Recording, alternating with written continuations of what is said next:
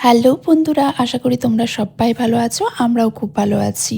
তো আজকে চলে গেছিলাম তমলুক শহরের বর্গভীমা মায়ের মন্দিরে। এটার বড় ভিডিও আমার চ্যানেলে দেওয়া রয়েছে। তোমরা যারা ডিটেলসে জানতে চাও ভিডিওটা দেখে নিও। ভারতবর্ষে 51টা সতীপীঠ রয়েছে, তার মধ্যে প্রথমতম বলা হয়। আর প্রাচীন মতে এই মন্দিরে মায়ের বাম পায়ের গোড়ালি পড়েছিল।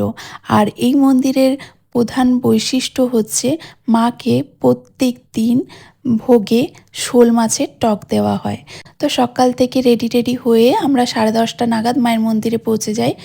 পৌঁছে মায়ের মন্দিরেই অবস্থিত রয়েছে পবিত্র কুণ্ড, ওখানেই জল ছিটিয়ে নিই মাথায়। তারপরে মাকে পুজো দিয়ে দিই।